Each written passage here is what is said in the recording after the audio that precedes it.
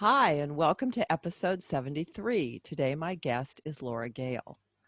Laura got her start as a publicist for Hatchette, a global publishing company, and worked on projects like The Twilight Phenomenon, J.K. Rowling's post-Harry Potter publications, and the personal memoirs of Michael Palin, Nelson Mandela, and Tina Fey. Very impressive. She helps entrepreneurs write their books and get them published, and she has ghostwritten over 15 books and has helped dozens of authors edit and market their books. Laura is also the author of How to Write This Book, Write, Publish, and Market Your Business Bestseller, and Content That Converts, How to Build a Profitable and Predictable Business-to-Business Content Marketing Strategy. Both books were bestsellers on Amazon in the marketing category for several months. She's also the co-host of the Business of Writing podcast. And very interesting, she was born and raised in Sydney, Australia, but she lives in Lisbon, Portugal. So welcome to the call, Laura. Thank you so much for having me. Well, you have quite an impressive resume.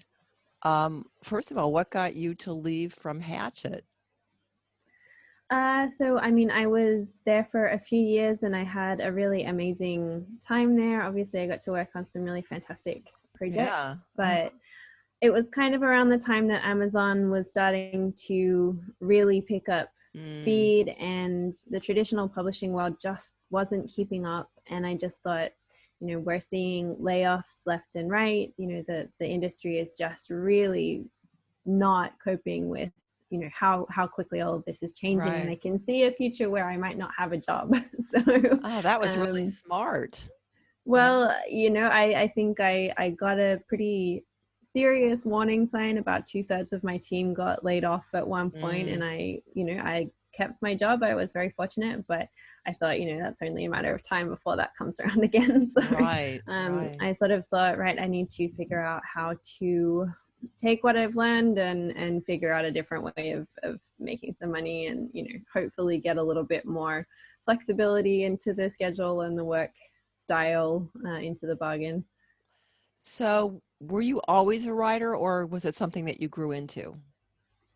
I've always been a reader, which I think is kind of a precursor to becoming a writer, but I wrote a lot as a kid, writing little stories and whatever, and I really thrived in the writing based subjects at school. But it wasn't really until afterwards that I sort of thought, I know how to do this, and it's something that I'm naturally interested in, and that flies by without me noticing the time. So maybe it's something I should be investing a little bit more strategically in. Right. Well, you focus a lot on writing, and that interested me.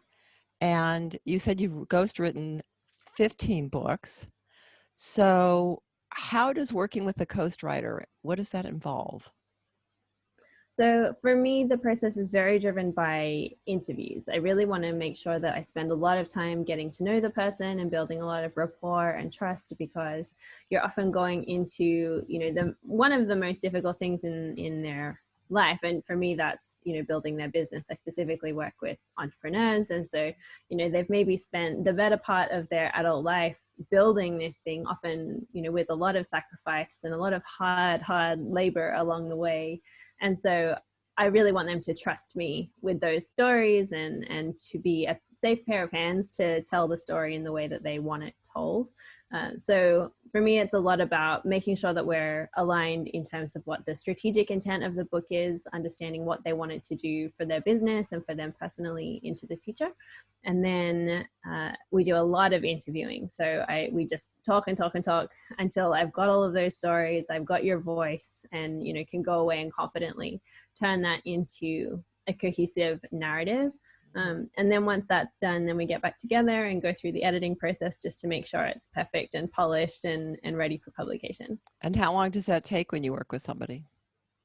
Usually about 6 months. Mm-hmm. Well, how can listeners improve their writing skills?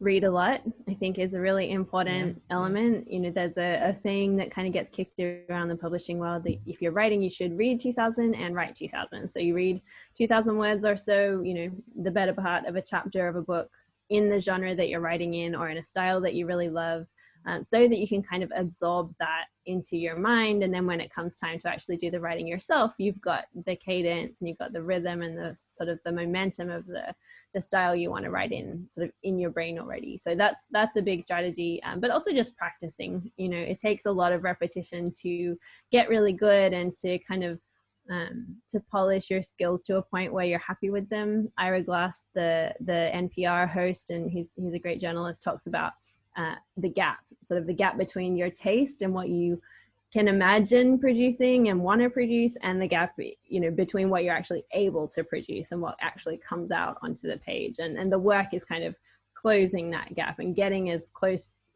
your output as close to your expectation as possible. So well, are you saying that you should model other people, or how do they find their own voice? How do you think they find their own? I do think that's a question of practice as well. So yeah. I think definitely modeling other people is a great place to start. But over time, I think you will start to think, I wouldn't really say it like that. Or, I want to follow this thread. I want to kind of see where that thought leads. And you start to trust yourself a little bit over time. So why do you think writing is critical and underrated tool for entrepreneurs? I think that a lot of people think, well, I speak the language, so therefore I can communicate well and clearly. And I think that writing is often missed as a skill set, because it's not enough just to be able to put words on a page. To be able to take what is in your mind and what you want someone else to understand and communicate that clearly takes a lot of practice. And I think all of us have had incidents where we've said something or written an email and it's been received completely the wrong way. Oh, and, yeah. That's a result of unclear writing or, unpolished writing. And again, it takes a lot of practice and a lot of really focused attention to get it right. But in business, where you're constantly in communication with people, where you're trying to get an idea out of your brain into someone else's, it's such an important skill. And I think, it is not a glamorous skill. It's not something sexy. It's not going to give you an immediate ROI on the time that you spend necessarily, but a lot of people think it is going to, though. That's why they get all enamored. It might do, but probably what's more likely is that it builds great rapport and great goodwill with the people that you deal with, and that's going to pay dividends over the long term. Mm-hmm. So you were in publicity. That was where you started. So what are some tips that you can give authors about getting publicity? One thing I think a lot of people don't really understand about publishing a book is that the process of getting media coverage or any kind of attention starts long before publication day. If you wait until the day that your book hits shelves or goes on sale, you've missed months and months of opportunity. And so whenever I start working with somebody or working on a book of my own, I start working on the marketing the same day that I start on the writing. And most of the time I'll spend the morning on the writing and the afternoon on the marketing, because it requires as much work. Getting the book done is only half the job. So when you're just starting a book and you're starting the publicity, what are the first things that you do publicity wise? So personally, I think email marketing is a really great option because it gives you an audience that has opted in to hear from you. They're much more engaged than they might be on other platforms. It's a much more personal form of connection. You can measure it a lot better than you can with a lot of other platforms. Also, podcasts are a great option. I think, getting on podcasts to talk about, I've got this book coming up, make sure you get on my email list. It's a good way to kind of feed both sides there. Obviously, social media, if that's something that has been effective for you and that you've got kind of an engaged audience with, that's a great opportunity as well. But it's just making sure that you're sort of front of mind for people and that people know that you're doing this thing and it's something they should be looking out for and something for them to look forward to. And if you can involve people along the way, I think that's also really valuable, because then, if they've voted on the cover or they've given you some ideas for a title, or they've kind of said, oh, I have a question about this thing, are you going to cover that? Maybe by the time the book actually comes out, they have a sense of ownership of it. They're engaged with it. They're going to tell their friends, oh, I helped with this. It's exciting for them to come out. That's, Jeff Walker is the godfather of launching. And that's one of the things that he says, that the more people are engaged in the process of feeling like they had some say in it, or that they helped in some way, that they definitely then feel more connected to it and more apt to buy it, share it, yeah, Yeah, and absolutely. just get involved. Yeah, so that's really good advice. So when you're doing your email marketing, like you said before, it's not making you money yet. Your book isn't making you money yet. So when you say you're doing the book writing in the morning and marketing in the afternoon, when are you making money? So, I mean, I usually, if I'm working on a client book, Yeah. they're doing the marketing in the Uh-huh. afternoons. So I Oh, would I be, see. I would be making my own marketing at that time. Obviously the balance is to deliver what you've promised to clients, but also to keep your business running and future clients coming in. So I do a lot of, if I'm not working on a book of my own, I'll spend the morning on the client book, and then the afternoon is usually more my own business stuff. Oh, I So, see. but yeah, Okay. the I mean, clients this have is got to do important because that's one of the that. things that stops people from getting their book done. Yeah, absolutely. Is that if they're savvy enough to know it's not going to make them money right away, then they're like, well, I'll put it off because I got to make money. I got to make money. I got to make money. And then, then they're not writing the book, or I don't have the money to finish it, the editing and the formatting and all that kind of stuff. So yeah, it's a bit of a juggle for sure. yeah. Well, one of the things that's lucky for me is that I pioneered a workshop that only takes 7 days. Mm-hmm. And obviously not everybody writes a book in 7 days, but a lot of them do, or at least get their first draft done. And so, for busy entrepreneurs, it really makes a difference. Other people, maybe they have a job and they need that long time to get it done, or they need to work with someone like you where they're going to only spend the time with the interviews and then you're going to take it over from there. Mm-hmm.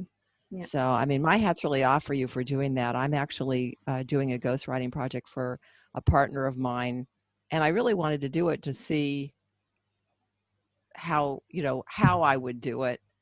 I mean, I know I can write a book anytime, but I mean, to do it for somebody else, and it's quite an undertaking.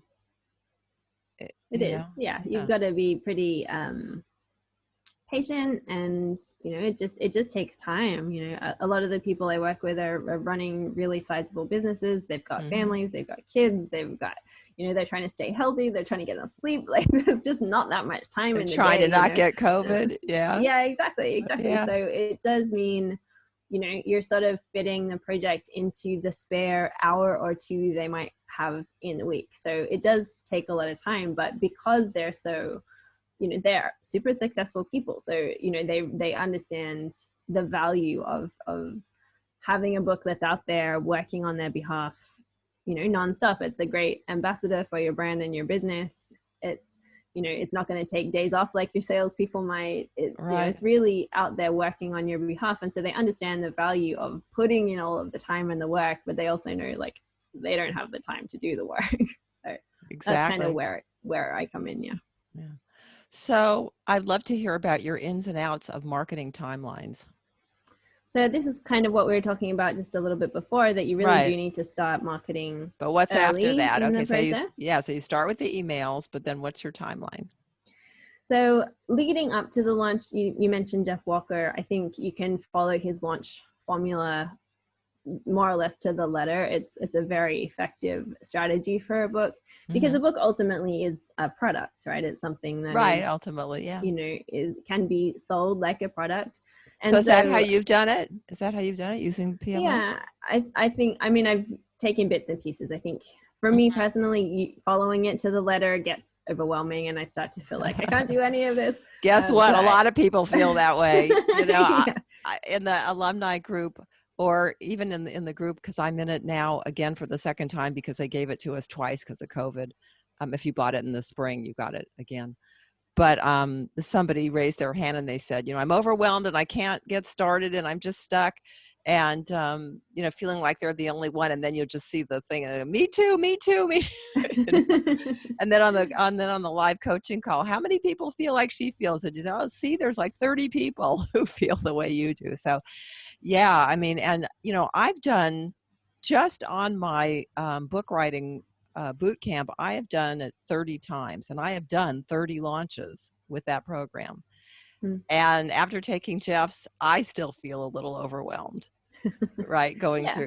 through his. So yeah, it definitely takes motivation and commitment.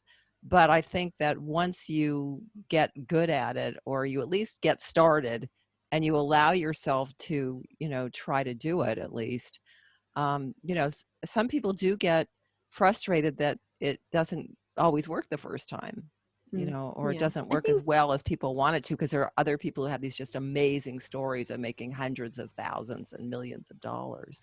so. Yeah, it depends. I So think a lot on what the product is as well. You've got to have accurate expectations about market demand and all of that kind of thing. But I think also the advice I would give is do the stuff that you're good at already and that you know how to do already. I and agree. easy for you. Yes. Don't try to learn, like if you've never done Facebook ads before, don't try and learn it on a launch. So do the stuff that you know how to Unless you do that hire you've someone, already. unless you hire someone who knows Fine, how to yeah, do it. of Yeah. course, Yeah. of course. But yeah, if you're doing it yourself, do the stuff that comes easy, Right. honestly. Well, And what then do you think is easiest?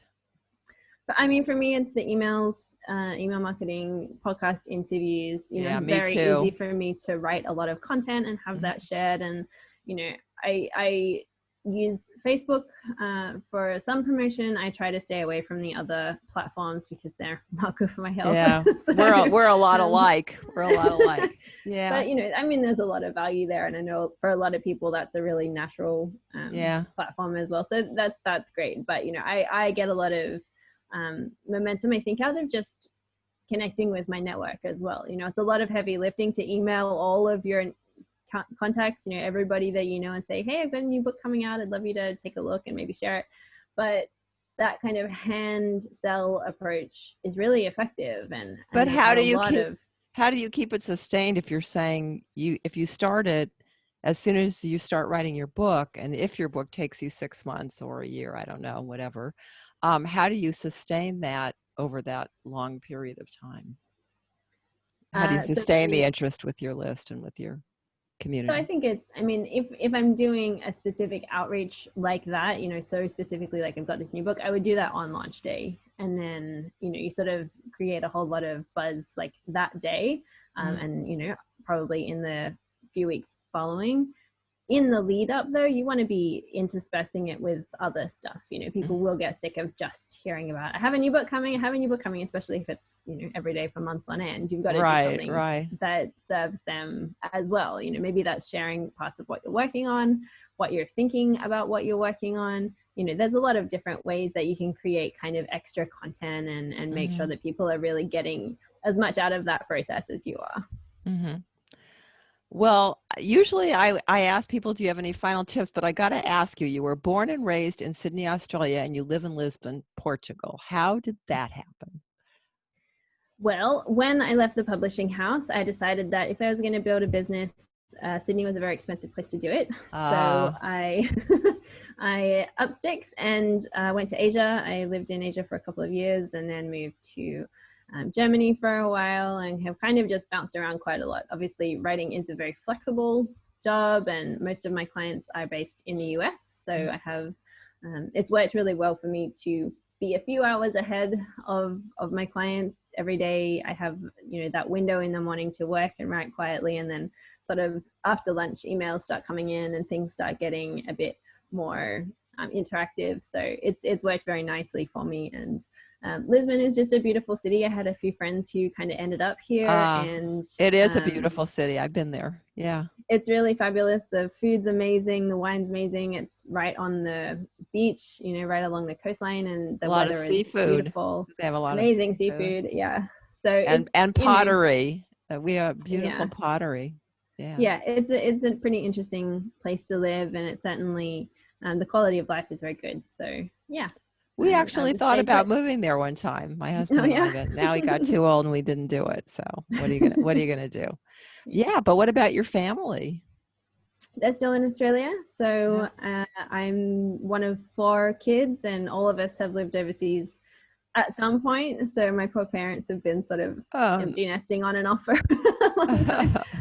But I mean, my sisters all live in Australia now, and so they're um, in pretty constant contact. COVID has certainly meant, everybody kind of moved closer to home and uh-huh. hanging out together. So I've missed out on quite a lot of family time, Yeah. unfortunately. But life's pretty good here too. Yeah, well, let me tell you, it goes fast, and then you wish you'd spent more time with them. So just a word of caution. But anyway, is there anything else that you want to tell us? Any final tips or anything we didn't cover that you think is important?